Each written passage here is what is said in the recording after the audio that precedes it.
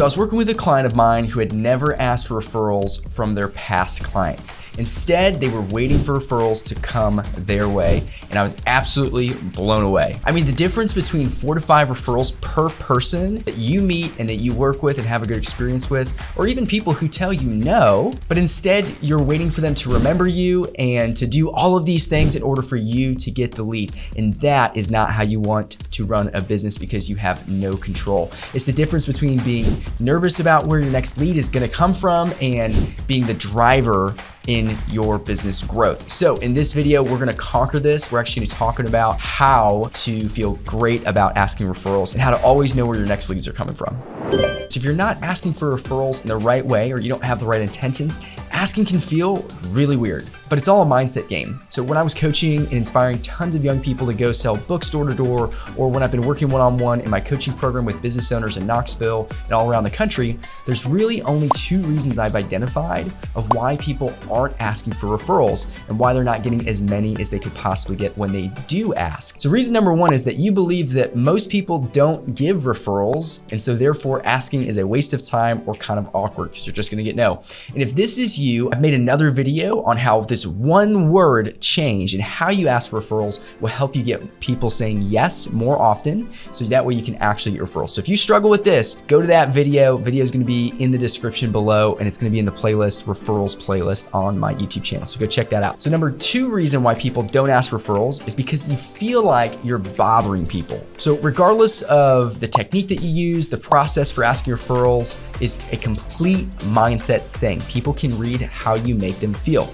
And I promise you that regardless of whether you're in boat 1 and you're not great at asking referrals, and it's the way that it's the technical portion of this, or you're in part 2, you feel like you're bothering people, both of them, right, are solved through this technique I'm about to teach you. Because regardless of what you think about referrals, people are giving referrals to top salespeople and business owners every single day, all over the country. They weren't born with some innate quality to magically attract referrals while you don't have the magical referral gene. It's because they are asking for them regardless of how they feel, because they know what they do is a good thing. And that's the key right there. But Joe, what if I don't feel like what I'm selling or what I'm doing is a good thing? That is a great question, okay? So you need to change that perception. Whether that means finding a different industry, I'm not gonna go there, but let me give you an example of how you can feel good about what you're selling.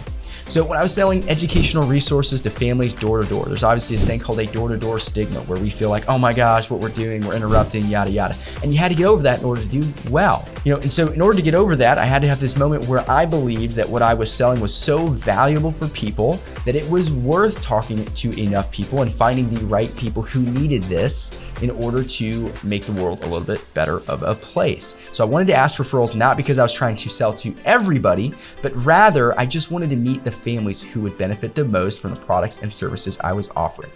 Because I had met some families in the past who really needed what I was selling.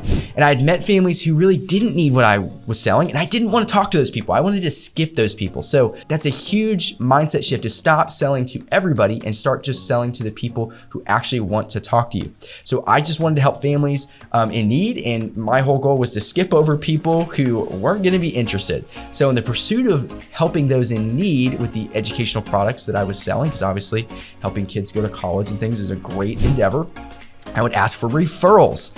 So if you feel bad about asking for referrals, what actually happens when you ask for referrals is you avoid bothering the people who wouldn't be interested anyway, and you're not selling to everyone that moves. You're just trying to find the right people, because people who are giving you referrals don't want to send you to bad people who aren't going to be interested. Okay, and that's what you call 2 birds, 1 stone right there. Okay, so now circling back to this mindset concept, right? So if your only intention is to sell to people rather than to help them, right? Then when you ask for referrals, people are gonna feel that, and then you're gonna feel like you're bothering them because you're just trying to get money from them instead of trying to genuinely help people. So your shift needs to be, how can I help people with the product or service that I'm selling? If you do not believe, again, that what you're doing is really, really valuable, then you need to go back and learn more about your product, your service, and you need to see why they are worth it. Because if you don't believe that it's worth it, and you don't see why other people should do this, then you're gonna feel like you're scamming people. And that's not the way to do business, because then you're gonna feel weird asking for referrals, you're gonna feel weird in your sales process. You need to convince yourself and do enough research to know that what you're selling is going to help people.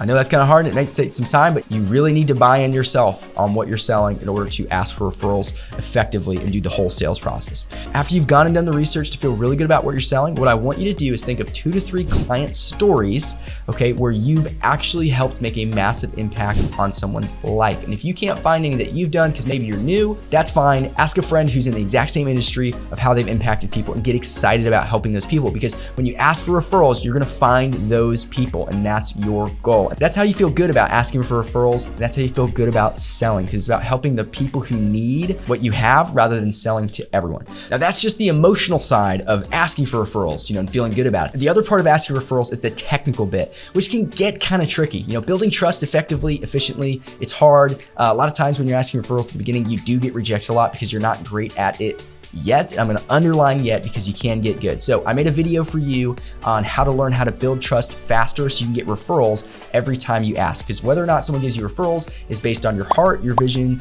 your values, and how you're asking. And so it's gonna be based on the trust and connection that you build with that person. So check out this video, links in the description. It's how to get a referral every single time.